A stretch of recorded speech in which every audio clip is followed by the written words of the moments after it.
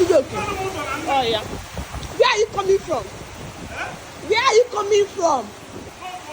I didn't go to. Where are you coming? Did you live with? I saw. There, my pay. So you can't understand the fact that I'm the man of this house. Under the rain. Oh, never be biggie. Did you leave this house with my permission? How? Did you leave this house with my permission? What do you mean now?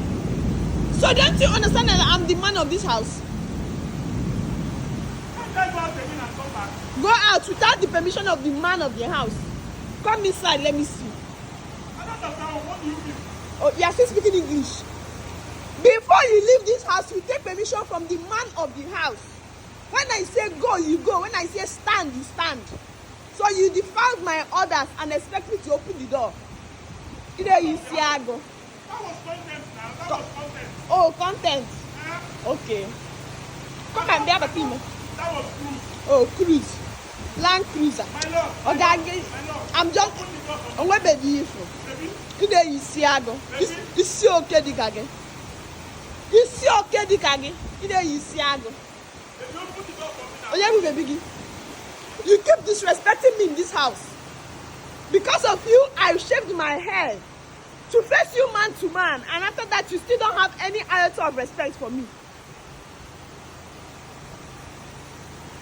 My lord. Okay, where are you coming back from? What? Where are you coming back from? Maybe kiss. I went for meeting. Which meeting? Which meeting or one kitty? Which meeting? By the time this rain is done with you, the man was you me get you an apple. You won't have the strength to go out. Baby. I'm your husband though. Which husband? Which husband? Where are you going to Chidoke? Where are you going to Chidoke? Eh? Where is this man going? Where are you going to?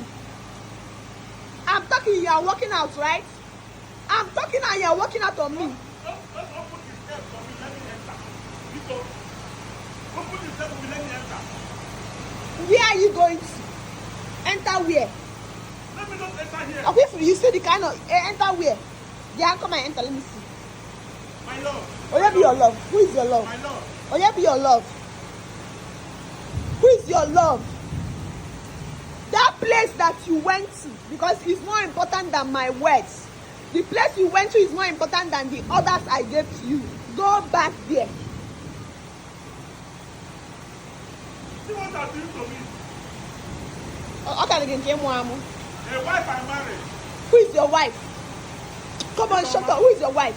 Idoma. Who is your wife? Chidoke. I'm the man of this house. I'm the new head of this house. So respect that. When I say stand there, you stand there. When I say move, you move. On no account should you move without my orders.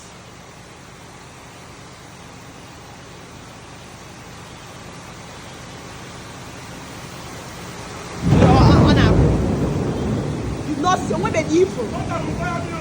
Thunder ga wobbugi. Okay, for thunder, I ga wobbugi. This thunder will it will fire you. If I look at you, where do you've not told me where you are coming from, up here? It's all very one ABC. You don't want to tell me the woman's place you went to. Which meeting? Which meeting? Deputy governor, deputy president. Which meeting? You are the only one that goes to meeting. Up here? And then when it is ready, you come back. Meeting in Africa. Africa, I'm going to go get the old if you let it in and work it, you know, you see, it's okay, it's okay, it's okay. My lord, just open that, let me enter. I'm begging. Baby, It seems I'm even buying come this. here again. Where My problem is that once I go inside, don't call my number. I was on my phone because I'm expecting an international call. Because of you, I won't put my phone on airplane mode. And when I try to block your number, you keep calling me with another number. Don't call my number. Don't disturb me and tell me to open door for you. If I got to go to the gate and I'm with the key. You are not coming into this house. Wherever it is that you are coming from, go back there. With the full authority as the new head of this house, I'm giving you that ultimatum. Go back there. Thunder ga what to say? Ga what did it all? I've been telling you that I'm the man of this house. I've been telling this man singing it like a song that I'm the new man of this house. Why can't you respect me? Why can you not respect the man of the house? You are kind of asking me, why can't you respect me as man of the house? Eh? Okay, my head is too small for you. What are you doing? Oh, you're running away. Thunder, he's running away from thunder. Thunder, that what to sing it. Oh yeah, kneel down. Come on, kneel down now, people. Kneel down. I'm giving you an authority to you. Come on, kneel down on that. I said you should kneel down. Have you seen it? Have you seen it? I'm talking to him, giving him an order to kneel down, and he's still standing. You are still standing when a woman is telling you to kneel down. If he's telling you to kneel down, you don't want to kneel down. Come on, kneel down. Why would I kneel down? Let me enter inside. Hold on, don't face now. So you're challenging me? No. You're shouting at me? No. Come on, kneel down, Oga. Kneel down, officer. Why? I said you should kneel down. That is the punishment I'm giving to you for defiling my orders. Kneel down before you come in. If I kneel down, you open the door. Yeah, come on, kneel down first. It is me that will. If I open the door. You don't have the right to ask me. Kneel down. If you kneel down that you want, no problem. Kneel down. Nonsense. Open the door for me. Hands up. Baby. I'm not your baby. I'm your boss. Your head. Even I'm my owner. My love. My owner. I'm not your love. My owner. Hands up. Oh yeah. I will never leave this house. I will never leave this house without your permission. Oh yeah. Go ahead. I said you should sing that song. I will never leave this house. I will never leave this house without your permission. Sing it. I will never leave this house. I will never leave this house without your permission. I will never leave this house. I will never leave this house without your permission. I will never leave this house. I will never leave this house without your permission. Maybe people do go. Just open the door for me. Let me enter inside. Oh yeah, stand up. Don't open the door. Oh, come on, go back there, sister. Come and open the door. Maybe there you are. Chidoke, I want you to sing that song, dancing, 2 minutes. I will never leave this house. I will never leave this house without your permission. Maybe if it's ready, let me enter inside. My lord. Open. So you don't want to come inside? Go down for the first season. Take there. Go down for the first season. Why did you leave without my permission? I'm sorry. You are sorry. You are sorry. Sorry for what? I'm sorry, my lord. Sorry for what? What are you sorry for? Maybe I'm sorry now. What are you sorry for? For leaving the house without the permission. Will you try it ever in your life again? I will not. If you do it, what will happen to you? You will be the man of the house. Am I not the man of this house? Which one is I will be the man of this house? As if I'm not the man of this house.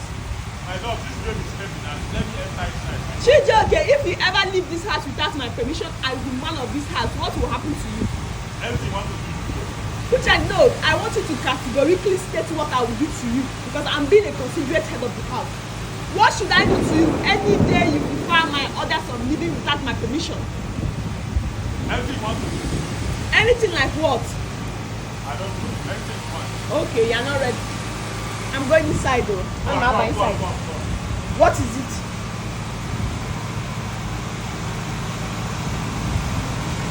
They just open the door for me now. Go. Chijoke, it's like you don't understand that you're not speaking to a woman. You're not speaking to a woman that has compassion. I am not a man, and a man does not have compassion. Yeah.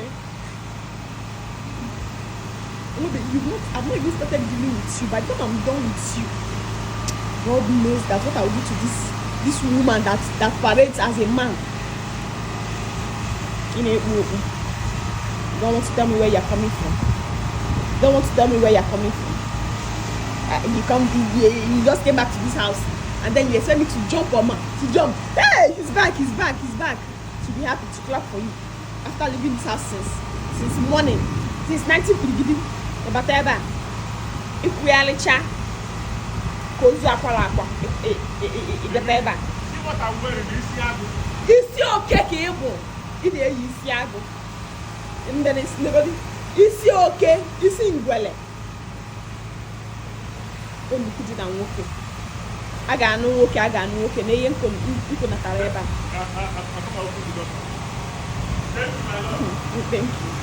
ebe ka ọ na-eje ị ga-apụ ya lecha. You keep parading this compound like the madman that you are. People here, you keep parading this compound. The only person that will have compassion on you is that Mumu security, because both of you are the same team. So you keep parading this place. You are lucky. The rain is reducing up where? The rain, I don't know why nature is trying to support you. Because I wanted this rain to follow. Thunder will strike you. That's what I want. Parade Chaya. Nonsense. The other coming and show you I gave us. Oh yeah? Come here. Today I will show you that I am the man of this house. Who is the man of this house? You. Very good. Why did it come out easy? Why will you say you without even fighting yourself? Who is the man of this house? Good. Now, as the man of the house, I order you to dance. Baby, you know I don't know how to dance. You will learn it. Oh yeah? Baby, there's no reason for me to dance. If onyala na clear, dance to the tune that is singing in your head. There's no tune in my head. It's okay. Don't provoke me or don't annoy me. I said you should dance.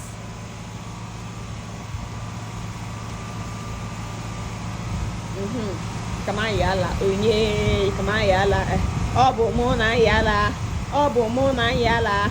Obo mona yala. Chijoke na yala. Ewe. Onyala. Ala de ala. This that you are dancing as a big man. In a way with the big man, no. You are dancing like a big man, okay? I'm a big man now, baby. Yeah, God that scatter your head, yeah. Who dash you big man? If you are a big man, what am I? Come on, dance like a papa that you are. I think that you are a big man. How will I dance again? Dance like a zombie. Not evil. Yes, sir. Allah de no de Allah de no de Allah de no de Allah de no de Allah de no de. Oh yeah, be smiling because you are enjoying it. Allah de no de Allah de no de Allah de no de. Yes, sir. Kita kena dia. Allah de no de Allah de no de Allah. Allah de no de Allah de no de Allah de no de. Baby dear, oh yeah, go down low. One leg up. She's okay, one leg up. Oh yeah, one leg. Shoulder up. Head down. Oh yeah, shaka. Who is the man of the house again? Who is the man? That's what I'm asking me. Who is the man of the house? What are you? Man of the house. Yes, sir. What are you? Man of the house. What are you? Man of the house. Very good. Oh yeah, keep dancing. Hey.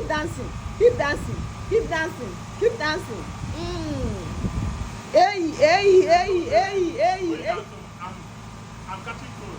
Yes, I catch the code. Catch it. Show me how you are catching that code. Show me how you are catching the code. Very good. Actually, in our meeting, before they call you for meeting, before you go anywhere, you seek my permission. Come on, be dancing. Very good. Now, give me vote of thanks for allowing you to come inside the house. My lord, let me enter now. Let me enter inside first. Oga, give me vote of thanks before you come into my house. You give me vote of thanks. Vote of thanks again. You don't know what is vote of thanks? behalf of my family. Shift this side, shift this side. Stand there. On behalf of my family, I want to appreciate my husband. Louder, louder. On behalf of my family, I want to appreciate my husband. Chief Mr. Idoma. Agumwan. Agumwan agwakwa agono. Onye bu agumwan? Agumwoke. Okay. Chief Mr. Idoma, Agumwoke. For letting me to enter inside. I'm grateful. God bless you, sir. I've never seen a man with her kind with his kind of mind. I should say that. Sorry. I've never seen a man with his kind of heart. He is a man that is talk and do. He's a man that is talk and do. Next time that I will defy his orders. Come on, see what I'm saying. Next time that I will defy his orders. Let anything he pleases be done to me. Let everything he pleases be done to me. Very good. I'm not so rigid. No matter how I'm a man, it's true, but I temper justice with mercy. Because if you allow these women, they will. How can she leave the house without my permission? Now coming back here ringing, come and open the door for me. Ozuo.